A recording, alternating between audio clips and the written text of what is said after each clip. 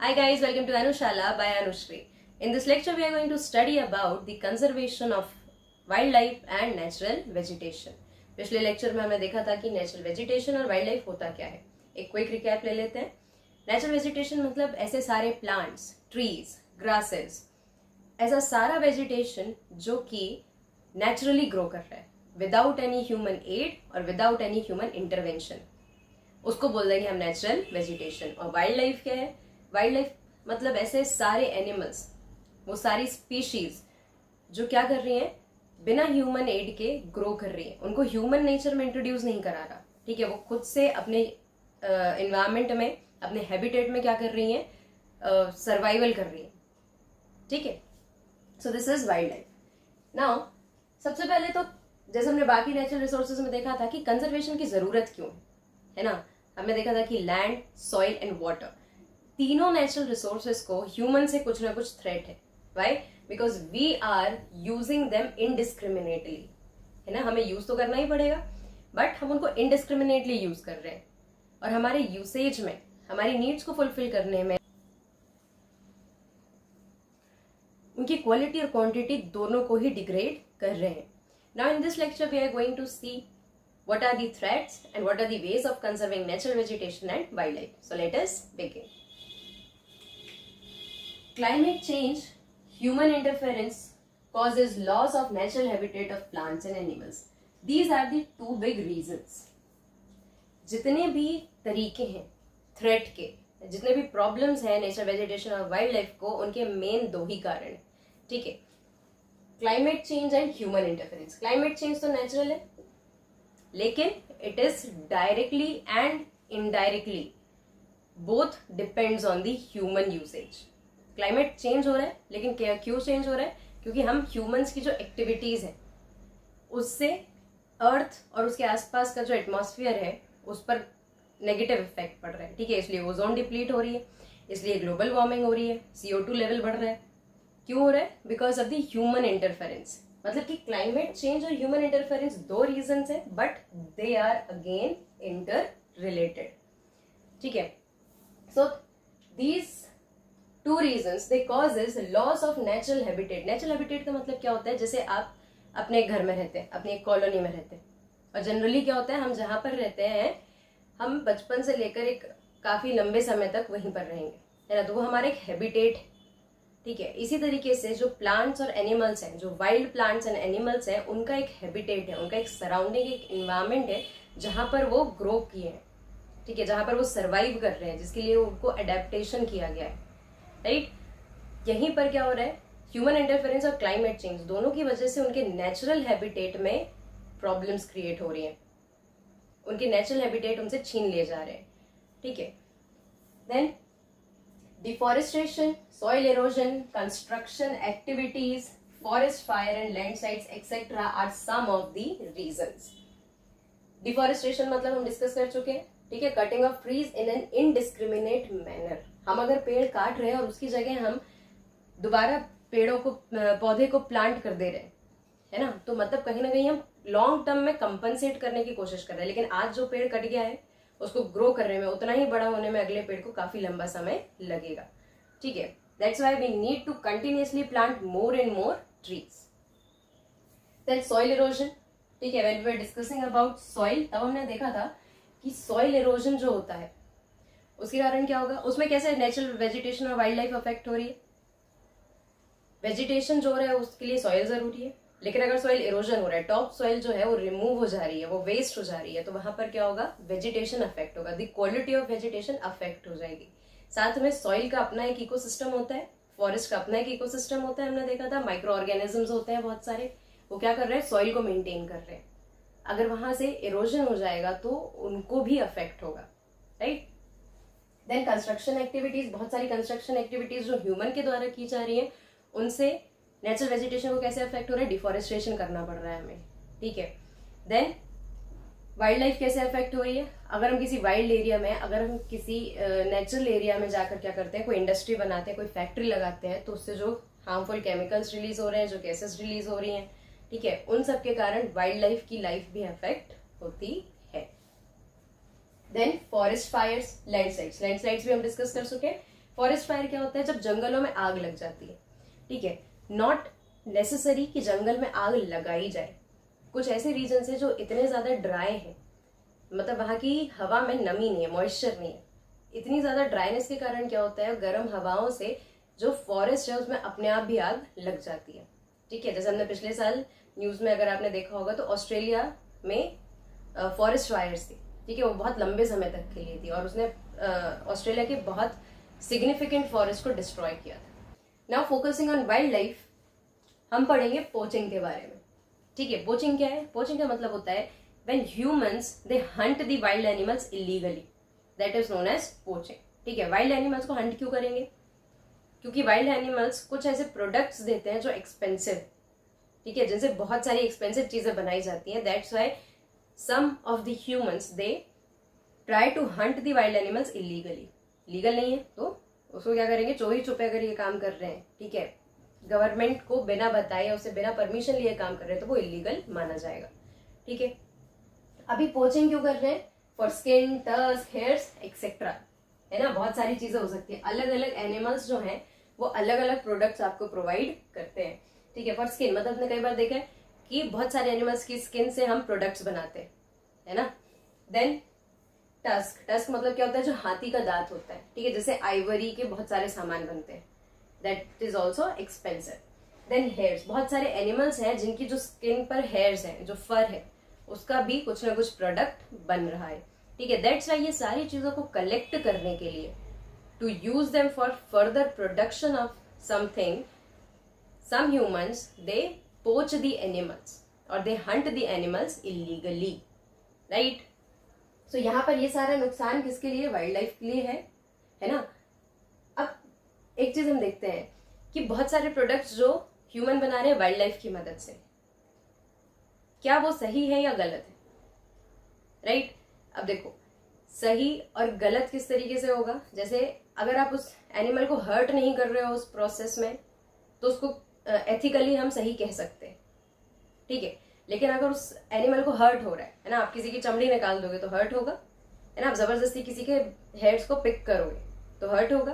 तो एथिकली देखे तो ये चीजें गलत हैं। That's why government declared them illegal, fine.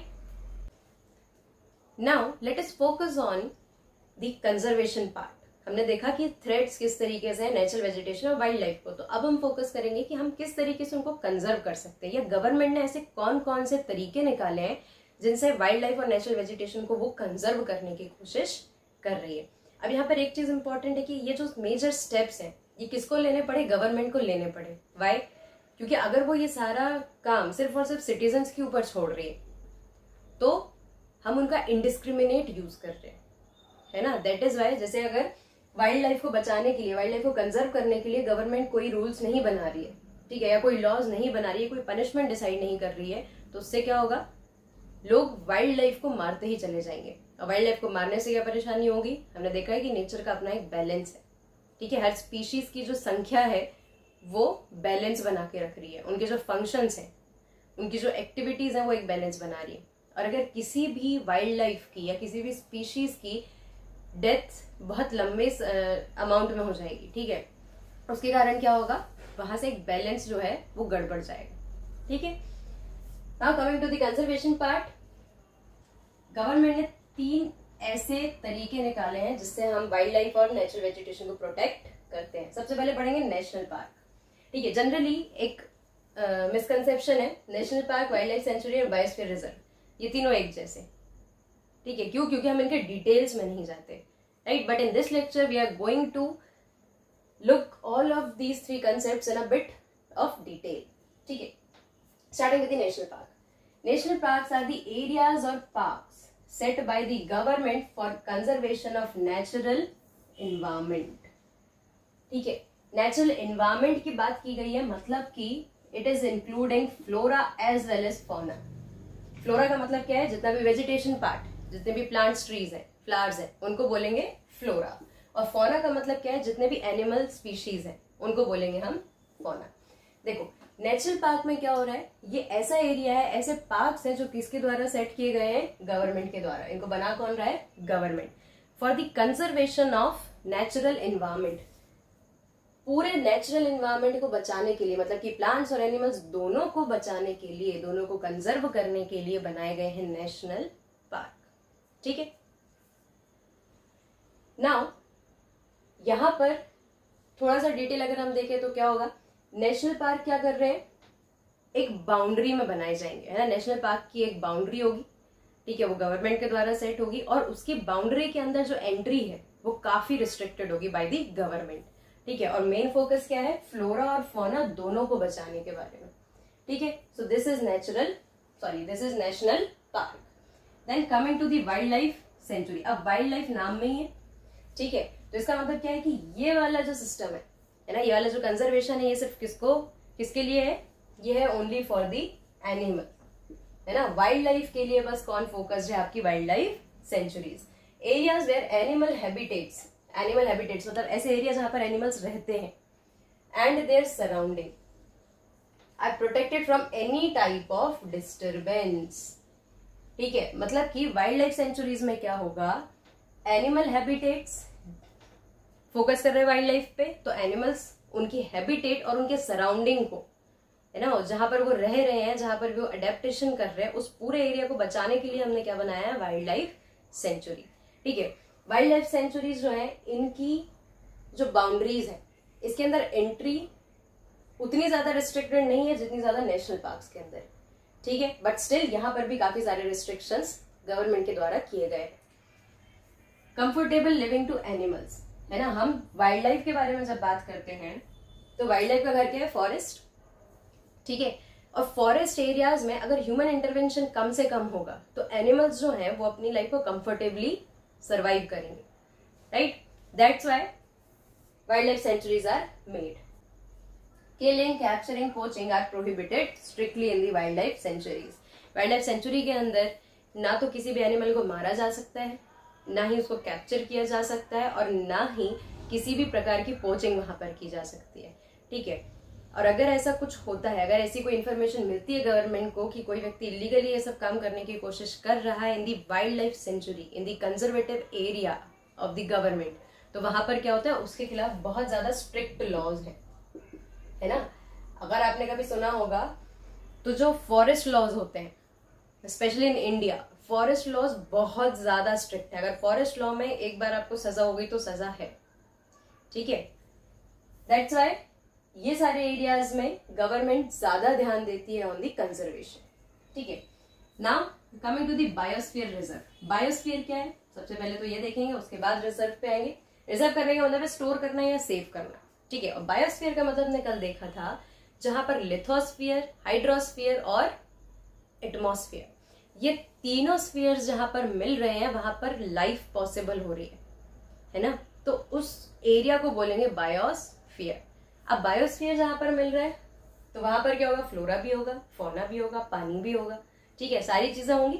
तो पूरे बड़े एरिया को कंजर्व करने के लिए हम क्या बना रहे हैं, biosphere reserve. Conservation of wild life, biodiversity and tribes. ठीक है, ये एक मेजर पॉइंट है किसका, बायोस्फीयर रिजर्व का। हम वाइल्ड लाइफ को भी कंजर्व कर रहे हैं, बायोडाइवर्सिटी में वाइल्ड लाइफ फिर से आ रही है और वेजिटेशन भी आ रहा है ना। डाइवर्सिटी मतलब वेराइटी, है ना। Bio, when we are talking about bio मतलब कि जितने भी लिविंग ऑर्गेनिजम्स हैं उनके बीच में जो डाइवर्सिटी है, ठीक है, उसको बोल देंगे हम biodiversity. And tribes as well inhibiting the areas, मतलब कि अगर किसी एक एरिया को वाइल्ड लाइफ रिजर्व, अगर किसी एक एरिया को बायोस्फीयर रिजर्व डिक्लेयर कर दिया गया है बाय द गवर्नमेंट, तो उस एरिया में रहने वाली वाइल्ड लाइफ, वहां पर रहने वाले जो वेजिटेशन है, जो प्लांट्स है, जो ट्रीज है, वहां पर रहने वाली जो ट्राइब है ना, जो ह्यूमन उस जगह के ओरिजिनल्स हैं, उनको भी प्रोटेक्ट किया जाएगा अंडर बायोस्फीयर रिजर्व। ठीक है, अब नेचुरल वेजिटेशन और वाइल्ड लाइफ में ये ट्राइब्स कहां से आ गए, है ना। एक क्वेश्चन उठना चाहिए कि हम तो नेचुरल वेजिटेशन और वाइल्ड लाइफ की बात कर रहे हैं, तो ट्राइब्स कहां से है। ट्राइब्स यहाँ पर क्यों आ रही है, क्योंकि there are certain groups of people, है ना, हम ट्राइब उनको ही बोलते हैं, एक ग्रुप ऑफ पीपल जो मेन स्ट्रीम लोगों से अलग रह रहा है ना। लोगों से अलग कहाँ रह रहा है, जंगलों में, फॉरेस्ट में, और उसका जो सर्वाइवल है वो कंप्लीटली डिपेंडेंट है on the forest, on the nature. वहां के वाइल्ड लाइफ से, वहां के नेचर से ही वो क्या कर रहा है, सर्वाइव कर पा रहे हैं। तो अगर हम वाइल्ड लाइफ और नेचुरल वेजिटेशन को बचा रहे हैं, फ्लोरा और फौना को बचा रहे हैं, तो हमें वहां की ट्राइब को भी बचाना पड़ेगा। क्यों? क्योंकि वो भी वर्नरेबल है, उसको भी खतरे हो सकते हैं अगर यहाँ पर कोई वाइल्ड लाइफ और बायोडाइवर्सिटी को हर्ट करने के लिए आता है। ठीक है, और ट्राइब्स कौन है? जो अपने कल्चर को बचा रहे हैं, जो अपने सर्वाइवल को बचा रहे हैं। ठीक है, that's why biosphere reserve is the broader aspect. हम देखें तो, है ना, नेशनल पार्क और वाइल्ड लाइफ सेंचुरीज दोनों से एक ब्रॉडर एस्पेक्ट क्या है, biosphere reserve. Right, then apart from all these 3 concepts, बहुत सारे कंसेप्ट्स हैं जिनकी मदद से गवर्नमेंट बचाने की कोशिश करती है हमारे नेचर को। ठीक है, जैसे कि बहुत सारे सेमिनार्स होते हैं, बहुत सारे प्रोग्राम्स होते हैं, जैसे वन महोत्सव होते हैं, है ना, लोगों को प्लांटेशन के लिए बुलाया जाता है।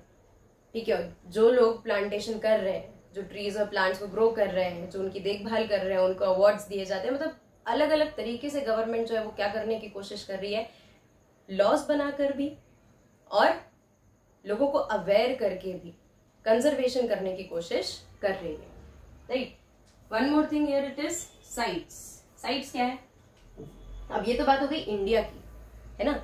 साइट्स एक ऐसा कन्वेंशन है, एक ऐसा अग्रीमेंट है जो कि इंटरनेशनल लेवल पर है ना, मतलब कि बाकी कंट्रीज के साथ, कुछ कंट्रीज के साथ हमने क्या किया है, एक एग्रीमेंट साइन किया है कि अगर आपको ये इन्फॉर्मेशन मिलती है कि हमारे यहाँ से एनिमल्स में या वाइल्ड लाइफ में जो भी ट्रेड हो रहा है उसमें अगर कुछ इलीगल मोटिव है या अगर वो किसी गलत काम के लिए जा रही है, तो आप उसको इन्फॉर्म करेंगे, है ना। हर कंट्री एक दूसरे को इन्फॉर्म करेगी जो भी साइट्स को साइन कर रही है।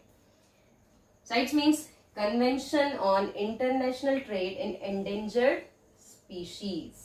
ठीक है, अब एक बड़ा सवाल किस पे उठ गया, एंडेंजर्ड स्पीशीज क्या है। ठीक है, एंडेंजर्ड स्पीशीज का मतलब क्या है? स्पीशीज मतलब एक तरह का, एक डिफरेंट वेराइटी ऑफ ऑर्गेनिज्म, है ना। अब यहाँ पर एंडेंजर्ड क्यों है? मतलब ऐसी स्पीशीज जिनको खतरा है, जो खत्म हो सकती है। ठीक है, जिनको थ्रेट है कि अगर उनको प्रोटेक्ट नहीं किया गया, अगर उनको कंजर्व नहीं किया गया तो उनकी पॉपुलेशन खत्म हो जाएगी। और एक्सटेंट, इसी जगह पर हम क्या देखेंगे, एक्सटेंट। एक्सटेंट स्पीशीज का मतलब क्या है? ऐसी स्पीशीज जो ऑलरेडी खत्म हो चुकी है, जिनकी पॉपुलेशन का एंड हो गया। ठीक है, जैसे कि हम देखेंगे डायनासोर्स। ठीक है, अब हम डायनासोर्स नहीं देख सकते, क्यों? क्योंकि it is one of the extent species, उसकी पॉपुलेशन है वो कंप्लीटली खत्म हो गई है। ठीक है, अब जिस भी वजह से हुई हो, ठीक है, क्लाइमेट चेंज की वजह से हुई हो या किसी नेचुरल डिजास्टर की वजह से हुई हो, लेकिन वो एक्सटेंट हो चुके हैं। और एंडेंजर्ड का मतलब क्या है कि अगर इनको अभी नहीं कंजर्व किया गया तो इनकी पॉपुलेशन जल्दी ही खत्म हो जाएगी। अब ऐसी स्पीशीज को बचाना ज्यादा जरूरी है। ठीक है, दैट्स व्हाई साइट्स जैसे प्रोग्राम, साइट्स जैसे कन्वेंशन या अग्रीमेंट साइन किए जाते हैं। Convention on international trade in endangered species of flora and fauna. ठीक है, फ्लोरा और फौना दोनों जिनको खतरा है ना, जो एंडेंजर्ड की लिस्ट में आ चुके हैं, अगर उसमें कोई भी ट्रेड हो रहा है between the countries, between the government to ensure that international trade in specimens of wild animals and plants does not threaten their survival. अब स्पेसिमेंस क्या है? स्पेसिमेन का मतलब होता है किसी भी रिसर्च पर्पज से या किसी मेडिकल रिसर्च पर्पज से क्या हो रहा है, जब हम एनिमल्स को कंट्रीज के आपस में एक्सचेंज कर रहे हैं। ठीक है, उसके कारण उनके सर्वाइवल को थ्रेट नहीं पहुंचना चाहिए। ठीक है, क्यों? क्योंकि वो ऑलरेडी एंडेंजर्ड है। और अगर ऐसे पता चलता है कि कोई भी कंट्री के साथ ऐसे ट्रेड इलीगली चल रहा है या जो कि पॉपुलेशन को कम कर रहा है या पॉपुलेशन के लिए एक थ्रेट है, तो वहां पर क्या होगा, साइट्स के अकॉर्डिंग लॉज को इम्प्लीमेंट किया जाएगा। Fine, so I guess this is it for today's lecture. It's all about the natural vegetation and wildlife conservation.